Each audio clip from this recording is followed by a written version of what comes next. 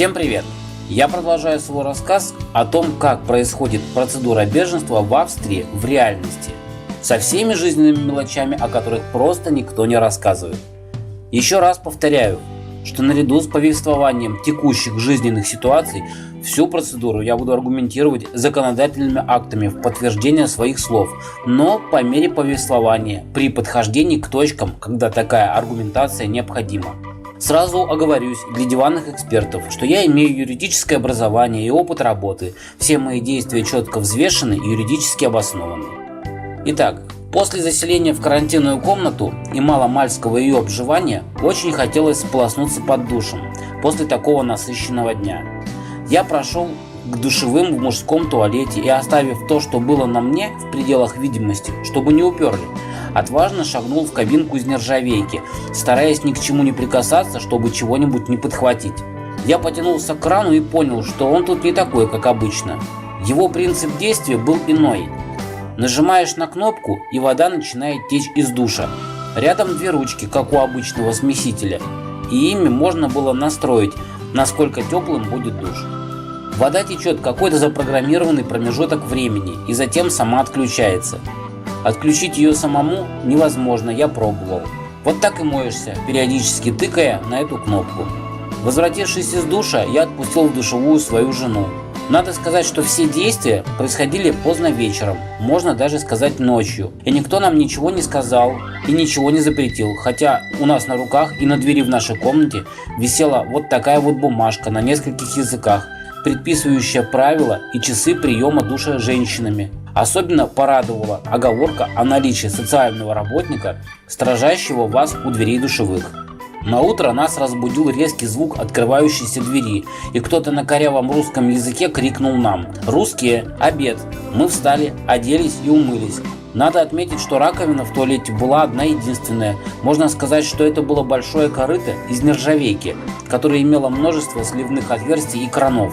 Зайдя в туалет почистить зубы, я увидел, что был не один, как прошлой ночью. Из одной из соседних кабинок доносились страшные булькающие звуки с соответствующим запахом. В голове мгновенно промелькнула мысль: может, не стоит кушать в местной столовой? А точно у середины раковины стоял какой-то чел и, погрузив одну ногу в раковину, одновременно пытался соблюсти равновесие и что-то тщательно вымывал своей конечности. В общем, все выглядело красочно и благоухающе. Теперь перед нами стояла задача: либо по отдельности идти в пищеблок, либо предпринять меры к сохранению наших личных вещей от воровства, пока мы кушаем. Ноутбуки, телефоны и документы мы запихали в два рюкзака, которые у нас были, и взяли их с собой. А чемоданы у нас лежали в железных ящиках, находившихся в комнате. Я просто развернул их дверцами к стенке. Слабый запорный механизм, конечно, но другого у меня не было. Мы вышли из комнаты и просто прикрыли за собой дверь. Запирать дверь строго запрещено, да и нечем. Комната должна быть всегда открыта для посещения сотрудниками лагеря. Мы пересекли входной холл и перешли в правое крыло здания, за которым увидели сваренную из нержавеющих труб перегородку, в которую была вмонтирована вертушка с торчащими из нее трубами в человеческий рост. Когда ее преодолеваешь, то получается весело. Ты проходишь, а рюкзак, висящий на твоих плечах, заклинивает во вращающемся механизме этой конструкции.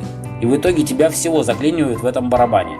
Выход таков: рюкзак снимаешь и, прижимая его к телу на уровне груди, как бы сливаясь с ним в одно целое, преодолеваешь препятствие. Далее попадаешь в большое помещение, уставленное множеством столов и лавок. Все очень просто и неказисто, как в советских столовках. Подходишь, берешь поднос, отдаешь свой красный пропуск со штрих-кодом, в котором тебе сделают соответствующую отметку, и выдадут обратно с вот такими вот блюдами.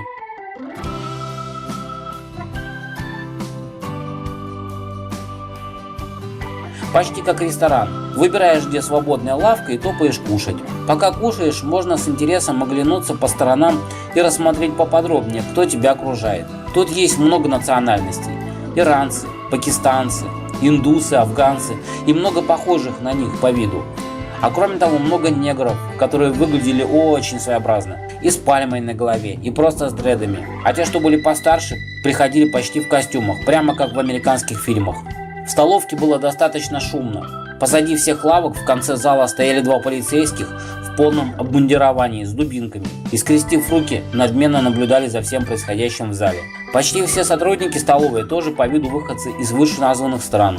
После еды выходишь и сдаешь служащим поднос с тарелками в конце зала. Все происходит быстро. Быстро пришел, быстро покушал и ушел. Рассиживаться нет времени, так как народ постоянно прибывает, и если бы люди оперативно не уходили, то сесть было бы просто некуда. Вернувшись в комнату и обнаружив, что все вещи остались на своих местах, мы решили поподробнее рассмотреть те бумаги, которые нам дали в аэропорту и при вселении в лагерь. Первое, помимо протоколов допроса на немецком языке, бросились в глаза вот эти правила внутреннего распорядка.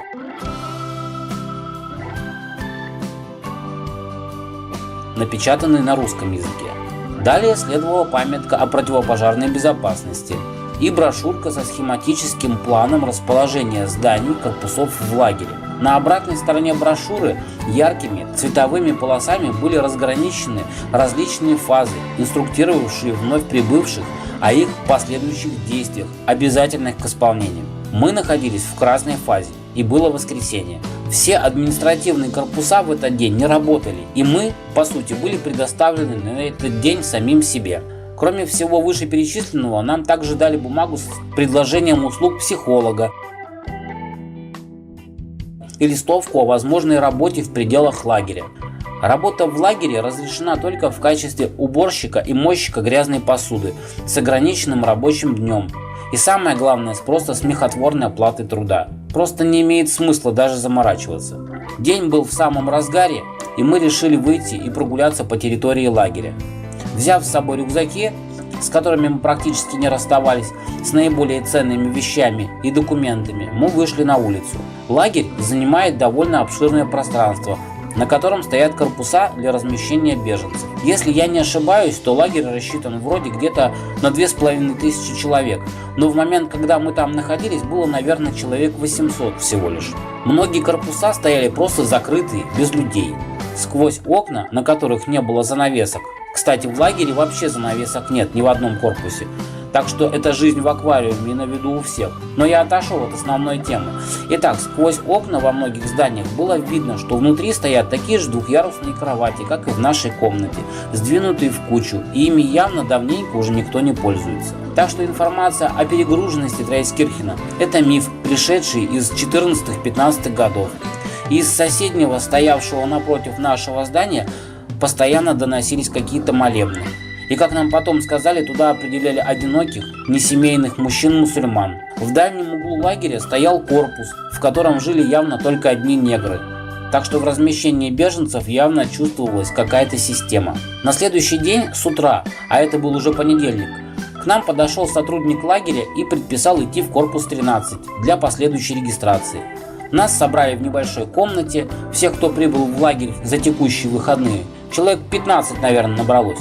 Все говорят на разных языках, но в основном это, как вы понимаете, азиатские языки. Попросили заполнить формуляр. У сотрудников лагеря не было проблем в общении с вновь поступившими беженцами из азиатских стран, так как и сами сотрудники, многие были выходцами из этих же стран или смежных с ними. У них практически отсутствовал языковой барьер. С русскоязычными в лагере все очень туго. Общение с нами происходило исключительно на английском языке. Не сказать, что мы прям профессионально им владели, но знания были и их хватило. Заполнили несложный формуляр, после нам показали мультик о том, как происходит процедура приема беженцев. Потом всех нас повели в медицинский кабинет для прохождения флюорографии. Эта операция просто обязательная. Они все здесь панически боятся туберкулеза, и это правильно. И поэтому вас просто заставят делать снимок. И в Австрии даже есть специальный закон. И после получения бумаги с отметкой о прохождении этой процедуры у нас забрали красные листы бумаги и выдали взамен обычные, тоже напечатанные на принтере и со штрих-кодом. Вернувшись в нашу комнату, мы только успели проверить, что наши вещи в целости и сохранности, как дверь распахнулась, и мы увидели нашего старого знакомого Ведро, который оформлял нас в лагере. Он показал нам новую комнату на втором этаже этого же здания и сказал, что мы перебирались в нее. Комната была уже явно меньшего размера, тут стояло 2 пошарпанных деревянных шкафа и 4 двухъярусные кровати вдоль стен. В комнате кроме нас никого не было, она отдана была только под нас, и это очень радовало.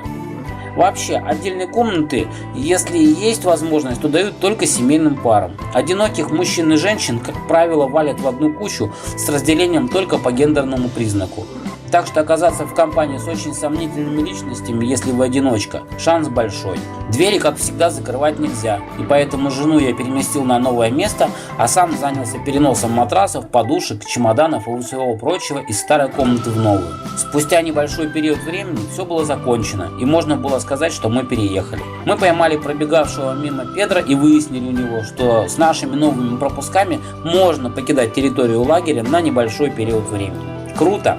Мы остро нуждались в чае, кофе и сахаре, а также надеялись найти в каком-нибудь ближайшем магазинчике чайник или хоть кипятильник какой, так как противненькую тепленькую воду из-под крана пить уже было просто невозможно. Кстати, в столовой в качестве чая тоже давали какой-то противный ягодно-порошковый растворимый напиток. По вкусу похожий на... умолчим о его вкусе. И самое главное, его температура была такая же, как и вода из-под крана с горячей питьевой водой, которую мы обнаружили около женского туалета. Подойдя к проходной и показав наши новые белые бумажки со штрих-кодами охранникам, мы сразу поинтересовались, можем ли мы по этим документам покинуть ненадолго территорию лагеря, а затем беспрепятственно вернуться обратно. Получив утвердительный ответ, мы вышли наружу. Трайцкирхен – это маленький населенный пункт, в котором 3 дороги, 2 двора.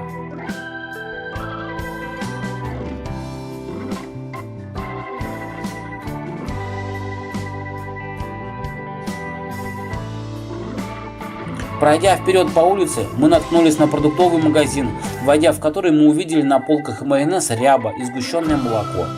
Очень странно было видеть русские товары на полках маленького магазина в Австрии, причем не в Вене или в Граце, а ну да ладно. Цены, конечно, в евро, и на первый взгляд слегка немножко приколачивают.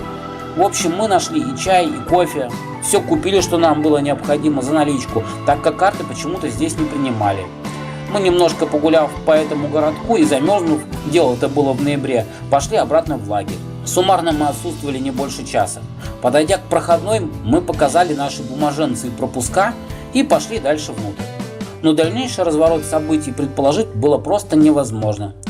Пройдя проходную, мы услышали сзади окрик. Это выбежал охранник с требованием, чтобы мы остановились. Подойдя к нам, он сказал, что мы не имеем права входа на территорию лагеря. И со словами «выметывайтесь», он выставил нас обратно на улицу, предварительно отобрав пропуска. Все, что происходило далее, я расскажу в своем следующем ролике. Подписывайтесь на мой канал, ставьте лайки. Всем пока!